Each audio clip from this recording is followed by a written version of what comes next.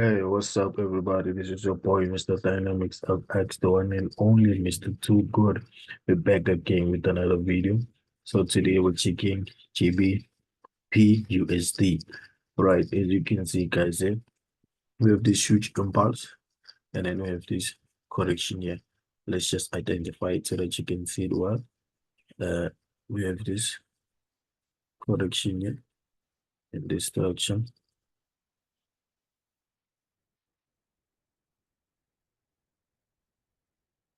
And so we have an impulse correction, right? And currently we're having the first touch here, the second touch identified. We have the first touch here, the second touch, and then definitely we're waiting for what? For the third touch. So the reason why we use this kind of patterns, guys, is because we want to know where are we going next. Do you understand? So if at this point we know since the market made this huge impulse to the upside, we know after an impulse there's a correction. Currently it's pulling back, which is the correction of the market. Do you understand? And then we know after this correction we're gonna go up.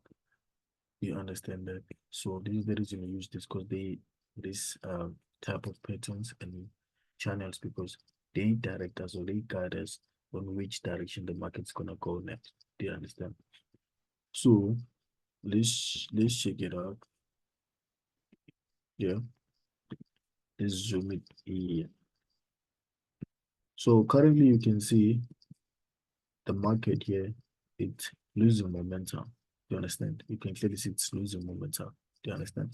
So currently since the market is going down and it's not yet um, made an impulse to the upside, meaning the market is still searching for that area, that zone that has high volume so that it can push up, like give us an impulse like this.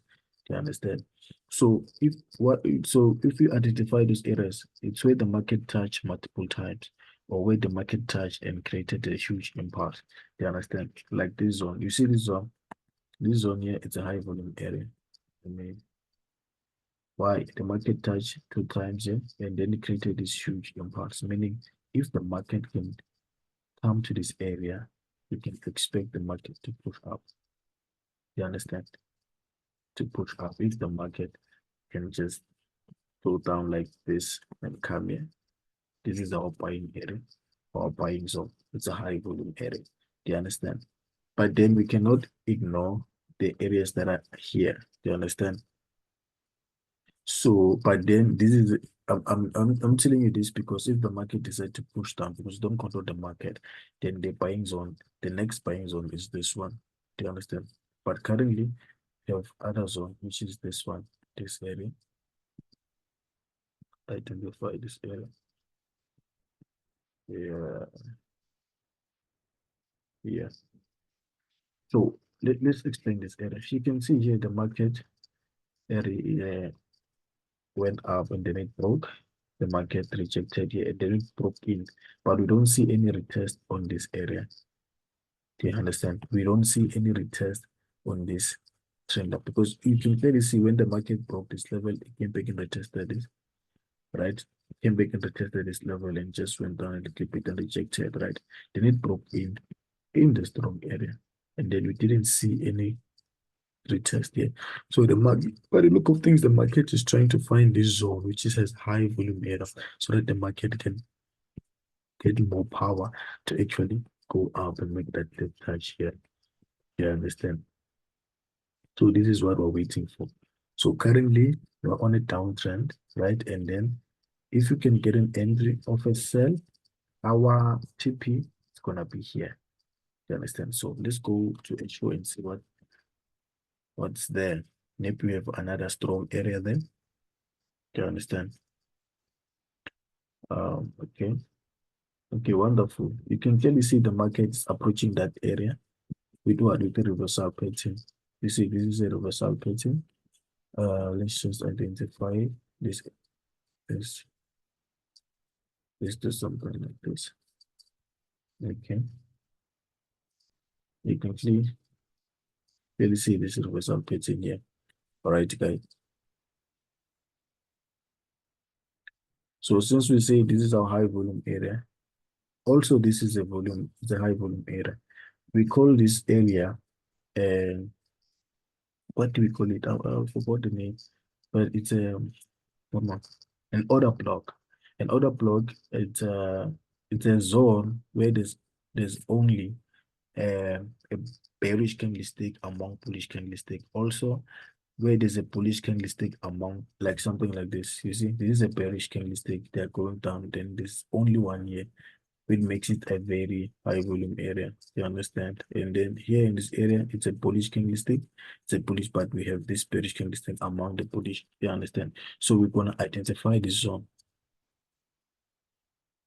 We're gonna identify this order block. It's a very, very important. So by the look of things, if you can get close like this, now we have two buying zones. But the first one, it's more valid, right? Because we have two confirmation with it. Since we have the first touch, right, which is this one, we have the second touch, and we're waiting for the third touch. And remember, the third touch, it's on the strong area, which is the order block, which give us that confidence. We know the market's gonna reject here. Do you understand? The market's gonna reject here. We're gonna wait for what? First, we're gonna wait for a bullish candlestick, a confirmation of a candlestick before we take it, and then we can go up with it. Imagine it's 4 hours. This one it's 4 hour candlestick. You can just take your profit from this high. You will have made a lot of money with this move. You're gonna make a lot of money with this move. And then, but if the market, so we have two, now we have two buying zones, right? If the market makers decide no, we cannot give them this thing like is like that, because they know this thing that you're waiting for the third touch, right? If they decide to put it down like this, don't panic. Just wait for the market to come to this area and wait for a confirmation of a buy, and then you take it. You understand? Because a lot of people, they panic when it comes to the third touch and be like, no, man, what did the market didn't reject here? Because the third touch, the market must reject. Guys, the market makers, they know about the third touch. They know, most of traders. That's why most of the touches, when you're waiting for a dead touch, like most of the time gets manipulated. Do you understand? So some of us, we catch it in the second touch. Do you understand? Because we know at this level, that's why the market is all about, emotions, and psychology. Do you understand? And then if I go to the market, like having these two options, it's gonna be very easy for me. Even if I can take a loss here, like hit a stop loss, I won't panic and have FOMO, because I will have like already knew that the market, like the market will break. Do you understand? So I won't have FOMO. But you just have only one thing in your mind: the market must reject here. And then when the market decide to take out your stop loss, you start to panic, you don't know what to do and everything. But if it's in this manner, if the market take out your stop loss here, you're gonna be okay with it and say, no, I'm waiting for it to come here. And then this thing helps you to not risk too much. I won't risk in this area. Do you understand? I will just go with first position and see how it goes. And then when it pushes up and give me a continuation, that's where I'm gonna risk, right? Because the market makers, they are good at manipulating the touches and this, because they know they are having the same chart that we are having. Do you understand? So it's very, very important, guys, to always check that if the market doesn't do this, what the market is gonna do. You understand? Always have two options every time. You understand? So this is what we have on